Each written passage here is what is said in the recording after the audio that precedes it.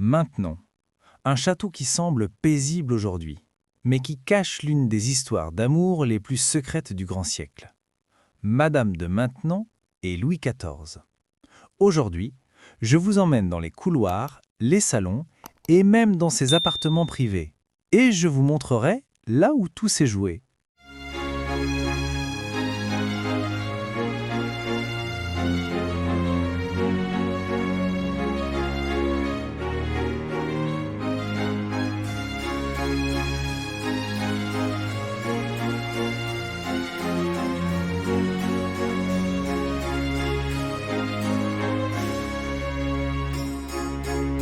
Le château de Maintenon n'a pas toujours été ce que nous voyons aujourd'hui. À l'origine, un simple manoir médiéval, transformé en demeure Renaissance, puis racheté par Madame de Maintenon, cette femme mystérieuse qui allait devenir l'épouse secrète du roi Soleil.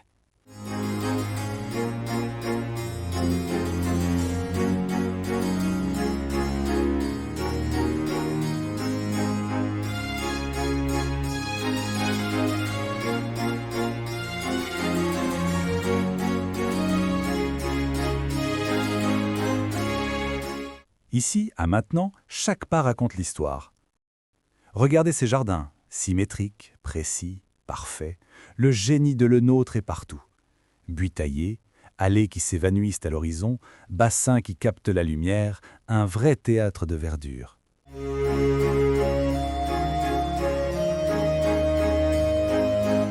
Et là, là-bas, l'aqueduc de Vauban, imposant, majestueux, inachevé. Il devait amener l'eau de l'Eure jusqu'aux fontaines de Versailles. Rêve colossal, projet abandonné. Mais quel monument pour nos yeux! Maintenant, c'est la France de Louis XIV et de Madame de Maintenon, figée dans la pierre et dans la beauté.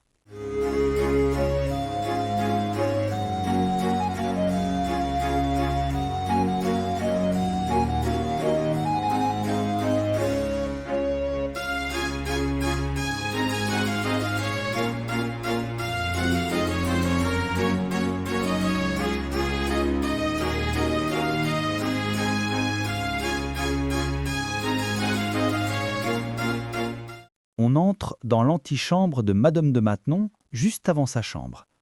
Rouge profond des tentures, éclat du damas et du taffetas, on sent tout de suite le luxe discret de celle qui fut l'influentissime épouse de Louis XIV.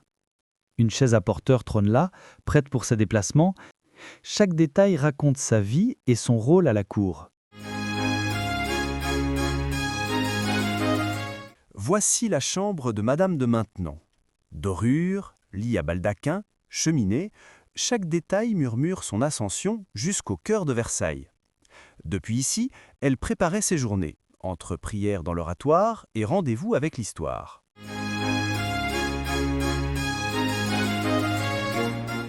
Vous poussez une porte discrète du château de Maintenon et vous entrez dans l'antichambre du maréchal de Noailles. Ici, on attendait avant d'être reçu par ce puissant militaire du grand siècle, compagnon de Louis XIV. Les murs, sobres mais élégants, rappellent son rang et sa proximité avec le roi Soleil. C'est une pièce de prestige à la fois salon d'attente et vitrine du pouvoir de la maison de Noailles.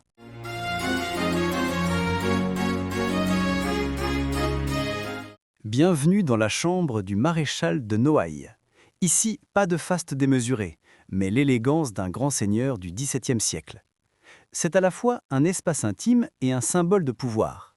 Le lit à baldaquin, centre de la pièce, rappelle l'importance de la chambre à l'époque, lieu de repos, mais aussi de décision et d'audience privée. Chaque meuble témoigne du rang de ce maréchal, proche de Louis XIV, et figure majeure du royaume.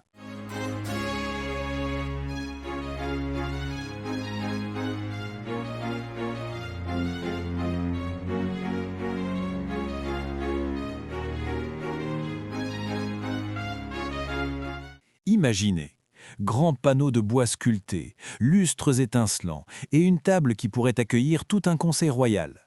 Chaque détail raconte le faste du XVIIe siècle et le raffinement de Madame de Maintenon, qui savait recevoir avec élégance. On se croirait presque invité à partager un dîner avec Louis XIV lui-même.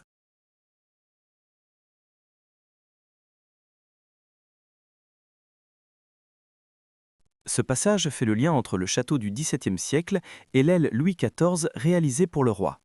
Ces boiseries Régence à trophée de chasse proviennent du château de Molny. Elles ont été ajoutées en 1895 par Yolande d'Albert de Luynes, grand-mère de Geneviève de Noailles.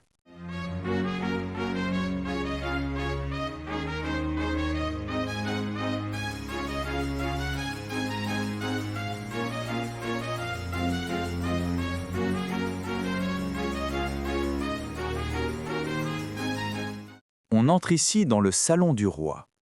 Imaginez, Louis XIV lui-même, de passage chez sa Madame de Maintenon, logé dans cette pièce. Tenture rouge, dorure, fauteuil d'époque, tout respire le faste du roi Soleil. Un grand portrait du monarque veille encore, comme s'il n'avait jamais quitté les lieux. Plus qu'une chambre, c'est un symbole. Ici, amour secret et pouvoir absolu se sont donné rendez-vous.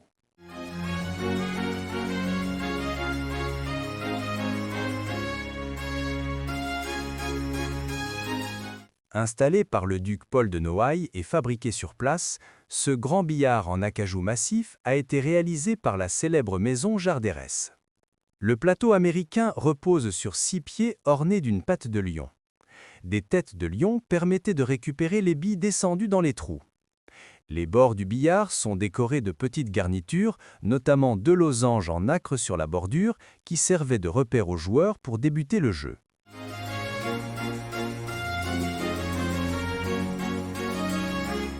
Ces bibliothèques contiennent des ouvrages aux armes de Madame de Maintenon, de la famille de Noailles et de la maison royale de Saint-Louis à Saint-Cyr. La mode du mobilier noir se développe à partir de 1840. Les artistes du Second Empire rehaussent parfois les meubles de dorure ou dessins à l'or, d'incrustations de métal en filet, comme sur ces meubles classés monuments historiques.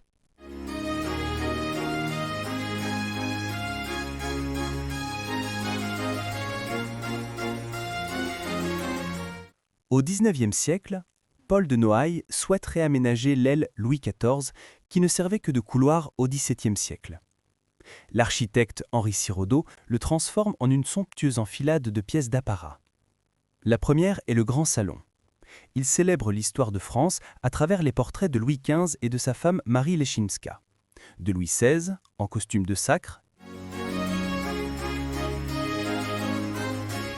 Cette pièce spectaculaire est inspirée des grandes galeries des châteaux de Versailles et d'Eu. Elle est dédiée à l'histoire des familles des Noailles-Mortemart. Le plafond à caissons reprend leurs initiales, NM. Les tableaux mêlent les portraits authentiques, copiés ou imaginés, des grands hommes de la famille. Et voilà, le château de Maintenon referme ses portes sur ses fastes et ses secrets.